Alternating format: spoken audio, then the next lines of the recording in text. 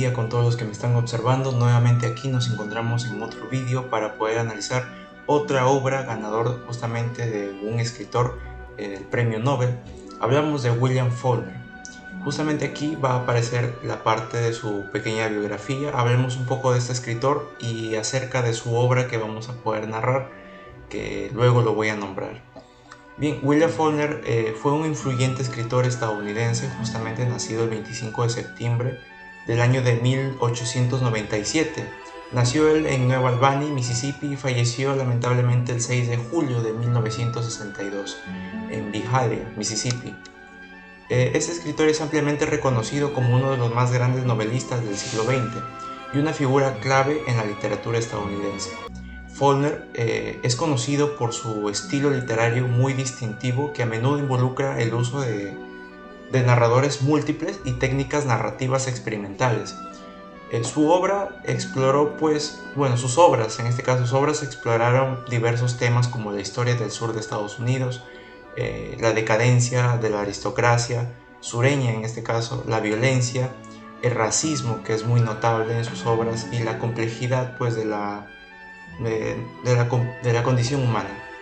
Algunas de sus novelas más destacadas influyen, El sonido y la furia, está también Mientras agonizo, Luz de agosto, Absalón, Absalón, que cada una de ellas deja un mensaje muy importante acerca de la complejidad humana y justamente de los problemas sociales en este siglo abarcado.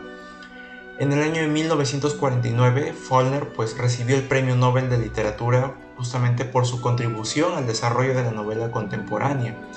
Su legado perdura y sus obras siguen siendo estudiadas y admiradas por su profundidad temática.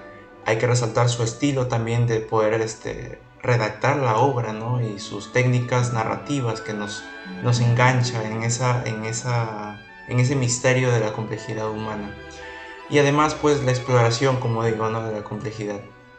En este caso vamos a hablar de una obra muy resaltante, de una obra que nos deja un mensaje muy claro y que nos hace analizar estos personajes que en cada una de sus partes nos va redactando lo que trata. En este caso hablamos justamente de la obra El ruido y la furia. Bien, justamente antes de adentrarnos y sumergirnos en la obra El ruido y la furia de este gran escritor, voy a mostrarles el orden o el árbol genealógico de cada familia para que tengamos una idea de quiénes son y para tener una idea más específica. Entonces, vamos a los diversos personajes. Entonces, ya pasando a la familia de los Compson, tenemos como padre a Jason, tenemos a la madre Caroline, Quentin, que es el hijo mayor, Cady, que es la hija. Cady tiene su hija, que es Quentin, Jason el hijo, y Benjamin el hijo que tiene la discapacidad. Pasamos a la otra familia que trabaja para los Compson, Roscoe, que es el padre, Dilsey la madre, Berge el hijo mayor, Fronnie la hija que tiene su hijo, que es Luster, y TP, que es el hijo. Es una novela muy compleja, experimental, escrita por este escritor William Faulkner. La obra está dividida en 4 secciones, como lo vengo diciendo, cada una narrada desde la perspectiva de un personaje diferente. Es decir, como se divide en 4 partes, en cada parte narra un personaje que nos lleva a una idea muy compleja, por así decirlo, para no dar spoiler. Conforme voy explicando parte por parte, vamos entendiendo el porqué.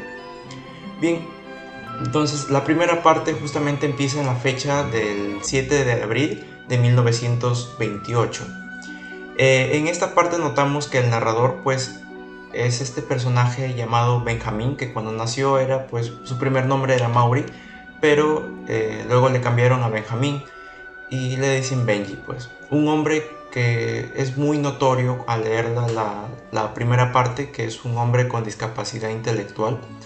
De esta manera es como la historia comienza con la voz de Benjamin saltando de manera no lineal, o sea, a través del tiempo nos traslada, conforme él va teniendo diversos pensamientos, nos traslada a diversas situaciones que él ha tenido en su vida.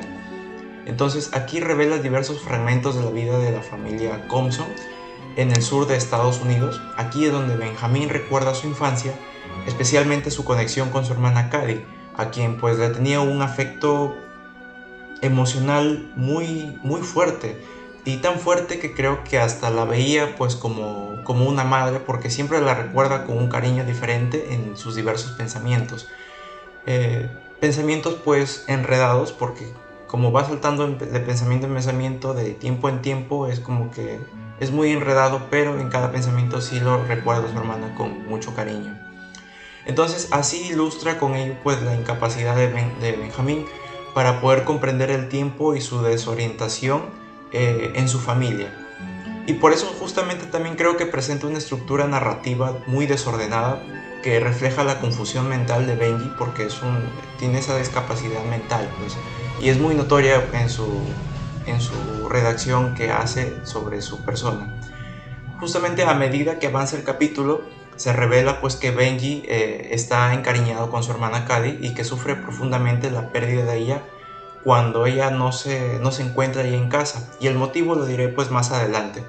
Entonces pasamos a que Benjamín experimenta el mundo a través de una serie de diversos recuerdos fragmentados y muy desordenados, sin una clara percepción del tiempo. La narración pues salta entre diferentes momentos del tiempo, y la confusión de Benjamín se intensifica cada vez que va saltando de tiempo en tiempo y se va confundiendo de idea en idea, es lo que logré interpretar. Y justamente sus pensamientos están llenos pues de imágenes sensoriales, más que llenos de imágenes sensoriales, claro, porque son sus pensamientos. Al lector es lo que le transmite esas imágenes tan emocionales y tan crudas de acuerdo a lo que él va pues pensando.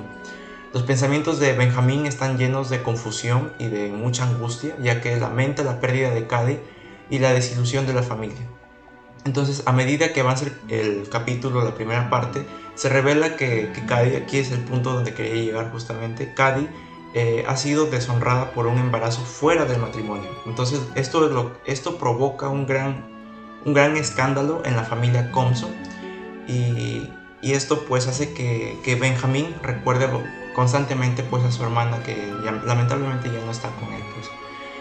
Hay que recordar que la primera parte tiene una estructura no lineal, muy temporal en el tiempo, temporal en el tiempo, muy redundante, pero hace muchos saltos temporales, muchos saltos en el tiempo. Entonces los eventos se presentan de manera fragmentada, pero hay que admitir que la primera parte sí es muy confusa. A mí se me hizo un poco complejo porque me confundía en las diversas ideas y pensamientos que él tenía y situaciones que él iba redactando. Entonces era como que yo estaba leyendo y pasaba de una idea a otra, y yo tenía que hilarlas porque me perdía. Yo seguía la lectura y vuelta, pasaba otro pensamiento, y yo sí tenía que regresar y anotar pues punto por punto para poder, porque también lo dice con fechas, justamente habla también sobre quién lo cuida en esa parte de su crecimiento, pues, ¿no? Porque justamente a los 33 años lo estaba cuidando un empleado negro, se diría, pues, ¿no? Porque justamente así lo redacta en la obra. Y en su infancia lo cuidó otro, y en su adolescencia lo cuidó otro, y justamente en la primera parte habla de su cumpleaños 33, cuando también lo estaba cuidando, no recuerdo quién era, lo estaba cuidando uno de los hermanos de la familia de Diciel, y la familia negra que en ese tiempo trabajaba para ellos. Entonces con esto ya vamos con la primera parte, más o menos hilando la idea que va teniendo. En la segunda parte hablamos ya también justamente de Quentin, que empieza pues en la fecha del 2 de junio de 1910, narrado por Quentin Compson, hermano de Benjamín, con una estructura digamos un poco temporal. Quentin es el hermano mayor, está un poco loquito también, y bueno, digamos que tiene unas ideas muy, muy fuera de la moral y la ética que no va en la familia, pues, ¿no? Benjamín en el primer capítulo pues sigue siendo un poco temporal, un poco complejo y fragmentado en sus pensamientos, parecido al de Benjamín, abarcando pues un tema como la obsesión con lo de su hermana Cady y diversos conflictos de sentimientos de culpa y decadencia moral, porque al final logra suicidarse pues. Y además el segundo capítulo, hablemos ya, profundicemos más, comienza pues hablando del regalo de su padre, un reloj de bolsillo, lo cual lo hace reflexionar sobre la ilusión de la victoria y aparte del mal pensamiento que él iba teniendo, que después lo voy a contar. Entonces a lo largo del día Quentin recuerda eventos pasados como la muerte de la abuela también, que eso también lo recuerda justamente Benjamín, el compromiso de su hermana Cady y la relación con su madre, y recuerdos, bueno, su madre es Caroline, y recuerdos parecidos como los de Benjamín en el primer capítulo. Entonces hay una parte también que recuerdo, y es cuando Quentin camina hacia la escuela donde se encuentra con su hermana Cady y su amante, en una situación comprometedora, y se ponen pues a discutir. Quentin se siente incómodo, celoso, al presenciar la relación ilícita de su hermana. No celoso del hermano Will, que no quiere que esté con un chico porque yo la quiero a mi hermana. No es un amor de hermanos, simplemente aquí es la parte más intensa, porque Quentin siente un amor de pareja, por así decirlo, hacia su hermana Cady. Tanto así que logra pues decir y contar que él ha tenido pues incesto con su hermana. Entonces esto nos hace un poco pensar y decir pues no, cómo pudo estar con su hermana, y yo trataba de buscar en las partes donde de repente sí, o sea, redacte donde sí estén juntos, pero no, solamente Quentin es el que cuenta pues ese suceso que ha tenido incesto con su hermana, pero no sale nunca de la boca de la hermana Cady. Entonces Quentin, nos damos cuenta que es un personaje muy atormentado y obsesionado con el honor de su familia, también porque logra ingresar a Harvard y cumpliendo pues los estudios que sus padres querían para él. Entonces su mente está llena de muchos pensamientos caóticos, por así decirlo, y además preocupaciones, mientras camina pues por la ciudad también. Va reflexionando diversos pensamientos que él va teniendo acerca de su vida y su carrera pues de estudios. Entonces sobre el tiempo, la moralidad y su propia percepción del mundo se vuelve muy denso y a menudo un poco confuso, ya que Quentin pues lucha por expresar sus emociones y pensamientos de manera coherente, pero se le dificulta.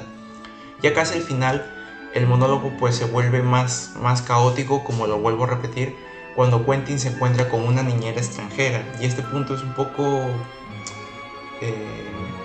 chistoso, por así decirlo, porque lo culpan de secuestrador cuando él simplemente estaba ayudando. Entonces Quentin se encuentra con una niñita extranjera, la cual la lleva al pueblo y es acusado por secuestrarla por su hermano Julio, porque Julio era policía, si no me equivoco.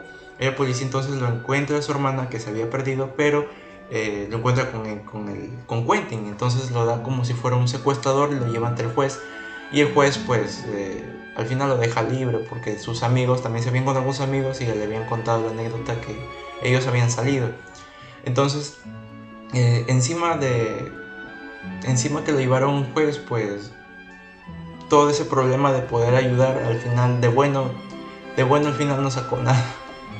Entonces eso es un poco chistoso, pero igual queda la buena acción que hizo, pues, ¿no? Además, en una serie de flashbacks de recuerdos pasados, Quentin recuerda momentos claves en la relación con su hermana Cady, momentos que no son ciertos, pues, ¿no? Ya les voy a hacer el spoiler, que no son ciertos, revelando pues la complejidad de sus sentimientos hacia ella, lo cual ese pensamiento de tener incesto con su hermana nunca pasó. Entonces su obsesión por el honor de la familia y su conexión con Cady lo llevan a situaciones cada vez más problemáticas, y el día que termina Quentin, bueno, claro, prácticamente es el día, porque todo esto lo que va sucediendo es contado en un solo día, sino que se ve muy extenso por los diversos pensamientos, diversos problemas, diversos situaciones que él se logra encontrar, pero todo este suceso es contado en solamente un día. Entonces la segunda parte termina pues con Quentin malherido, con el ojo hinchado, y hay que recordar por cierto que esta segunda parte es narrada pues de una forma no tan complicada como la primera parte que hablamos de Benjamín. Entonces no hay que olvidar que la segunda parte es contada pues en un solo día. Esa es la segunda parte donde habla pues de este personaje que es el hermano mayor, que es Quentin, y en la tercera parte ya hablamos de Jason. Entonces Jason, ya pasando pues a la tercera parte, nos damos cuenta que conforme vamos diciendo las fechas van salteando, se van retrocediendo, entonces hay un salto en el tiempo que nos hace confundir un poquito, pero conforme vamos leyendo vamos hilando las fechas que tienen que coincidir. Entonces hablamos de la tercera parte, siendo la fecha del 6 de abril de 1928, un día antes que la del primer capítulo, y aquí nos damos cuenta cómo ya la diversa información por medio de sucesos y pensamientos van ya tomando forma y sentido al conectar las diversas ideas de cada personaje, así teniendo e hilando un sentido a la vida de los personajes, de las diversas situaciones que ellos tienen. Entonces en ese tercer capítulo de Jason, aquí es justamente narrado por este amargado personaje, Jason Compson, y se le resulta pues una complejidad muy angustiada hacia poder tomar el liderazgo de la casa. ¿Por qué? Ya lo vamos contando. Además, Jason Compson pues resalta una estructura en esta tercera parte, aquí un poco pues más lineal, más coherente se podría decir, porque ya en la tercera parte es como que ya las ideas se van ordenando, es como prácticamente un rompecabezas de las secciones anteriores. Entonces es relevante cómo Jason hostiga pues frecuentemente a Cady y a su hija de 17 años, manipulándolas, y muy aparte quería pues poner mano firme hacia Quentin. Quentin ya vendría a ser pues la hija de Cady, porque la hija de Cady, llamada Quentin, mucho faltaba a la escuela, y cuando salía se maquillaba pues de forma muy exagerada, lo cual a Jason no le gustaba para nada lo que hacía Quentin, que es la hija de Cady. Entonces esto lo conlleva pues a poder manipularla de una forma muy negativa, tanto así que hasta el dinero que le correspondía a Quentin por parte de su madre Cady, el dinero que le mandaba pues no se lo quedaba a Jason. Y resaltando otro punto también, es el desprecio hacia los demás miembros de la familia, dando como tema el racismo. ¿Por qué digo a la familia? Porque la familia negra que los apoyaba, que eran empleados, formaban parte de su familia, era obvio, porque estaban siempre juntos, estaban siempre con ellos, ayudándolos en alguna situación de su vida, de estos personajes de la familia Compson. Entonces, ¿por qué se presenta el racismo? Porque con las actitudes de Jason, de ser muy malote, muy machote pues con los demás, como el jefe de la casa, y se daba a notar pues sus malas actitudes con los sirvientes, se podría decir. Otro punto también por resaltar es que Jason también es el que administra los negocios de la familia, y se muestra pues, como dije, como un hombre amargado y controlador en toda esta tercera parte que se narra. Y ya para finalizar, y la última parte que podemos ver, que sería la cuarta, siendo la fecha pues del 8 de abril de 1928. Saltamos de nuevo en el tiempo y nos pasamos a un día después de la primera parte, que era de Benjamín, en este caso de la última parte, ya que nos narra más de la matriarca. Hablamos pues de Dilsey, la criada afroamericana de los Compson. Y aquí pues sí, la narración es más lineal, ya que todo comienza a hilarse y es más entendible, mejor dicho. Entonces esto ya es narrado pues en tercera persona, y dicha fecha no coincidió con el domingo de Pascua. Entonces hay que tener en cuenta que en esta última parte, porque se nos presenta a Dilsey, la matriarca de la familia negra, sirviente de los Compson, no hay que olvidar, como la que encuentra la fuerza en sí misma y en su fe, destacándose como una figura muy orgullosa frente a la agonizante familia. Entonces, volviendo ya a la Pascua, Dilsey lleva a la familia a la iglesia en un suceso revelando pues las consecuencias de la decadencia de la familia Compson, y pues por más que haya sido la criada, fue maltratada. Y aquí nos damos cuenta la parte racista, más por el tema de Jason, claro que también por los demás miembros de la familia, pero se dio más a notar en la parte de que Jason, cuando tomó el poder de la casa, porque justamente su padre había fallecido, su hermano mayor había fallecido, y quedaba él el que estaba pues al mando de todo, el más racional se podría decir, porque Benjamín tenía una dificultad, una discapacidad de no poder realizar las cosas como una persona normal, se podría decir, porque tiene una discapacidad que no le permitía ni hablar ni comunicarse, y era pues un poco complejo en hacer sus cosas del día. Entonces, volviendo que era maltratada, pues ella sigue permaneciendo muy leal a la familia Compson y cuidando pues de Benjamín, o también llamado Benji o Maury. Aquí también aquí también nos da a entender cómo la tensión entre Jason y Quentin, hablamos de Quentin la hija, aumenta, pues no, porque se revela que Quentin ha huido con un artista de feria, un titiritero que se le dice, llevándose pues el dinero de Jason. Entonces Jason, angustiado, y recordemos que es una persona muy amargada, Jason pues lo siguió, lógicamente lo persiguió a Quentin, pero no logrando a su paradero, si mal recuerdo, más o menos no logró encontrarla. Otro punto que podemos resaltar en la cuarta parte es que Dilsey permite que Luster lleve a Benji al cementerio en un carruaje también, y me doy cuenta que esto pues simboliza la decadencia de la familia Compson. Aquí es donde Benji pues, o Benjamín, llega a alterarse cuando el itinerario cambia, pero justamente parece Jason el único que sabe cómo calmar a Benjamín, y lo cual él interviene, pues, ¿no? Nos damos cuenta que la novela aquí en la cuarta parte ya concluye con Benji recuperando la felicidad después de que Jason establece la rutina habitual. Y como datos importantes, porque aquí ya finalizamos justamente con la cuarta parte, y como dato importante para poder brindar y poder entrelazar las partes o la síntesis de cada personaje, como dato importante para completar las dudas, mejor dicho, de algunos personajes, pues en realidad no se cometió incesto, como lo vengo diciendo, ya que Quentin, el hermano mayor, solo imaginaba que tuvo algo con Cady, y todo era imaginario, entonces nunca logró pasar el incesto.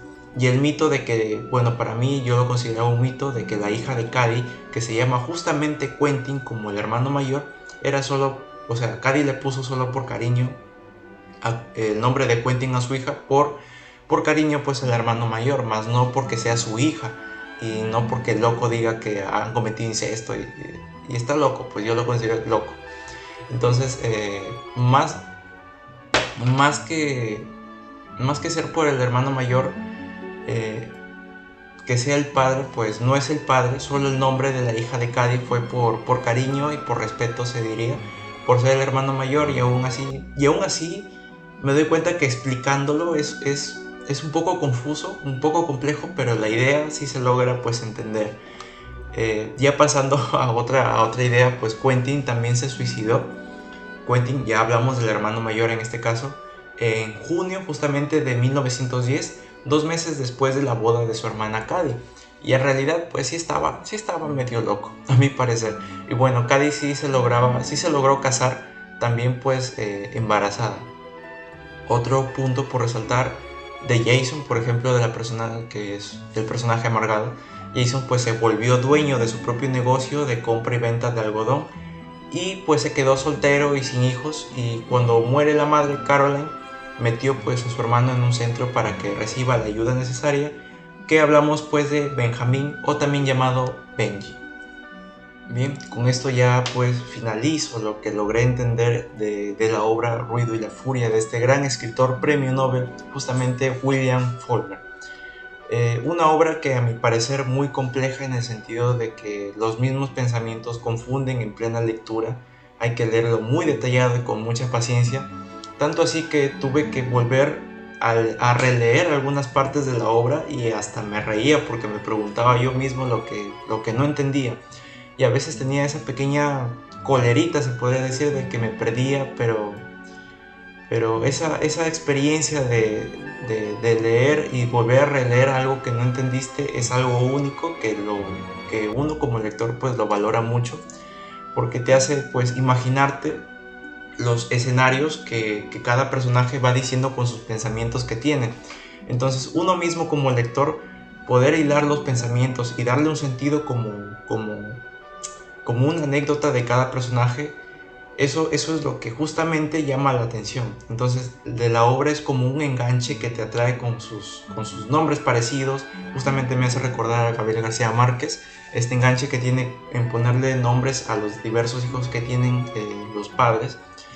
Y parecido también comparándolo pues con Carlos Fuentes, este salto del tiempo que hace en volver al año, en retroceder un año, adelantar un día, retroceder un día. Ese enganche es muy interesante porque te atrapa, mejor dicho, porque te queda con ese suspenso, con ese misterio de saber qué ocurre. Entonces, justamente aquí se hace notar en los diversos pensamientos dispersos que tienen, y esos saltos en los tiempos en que cada parte de la obra, justamente eso es lo que hace que la obra pues tenga una riqueza en su técnica literaria, y esto pues hace que el lector se quede pues impregnado en la obra. Y bien, ya con esto pues me despido y espero que les haya servido de mucho el vídeo, que ha sido una travesía compleja con una experiencia única en mi caso. Y bueno, invitándolos nuevamente a que lean la obra, y es muy recomendada y por mi parte yo la recomiendo mucho.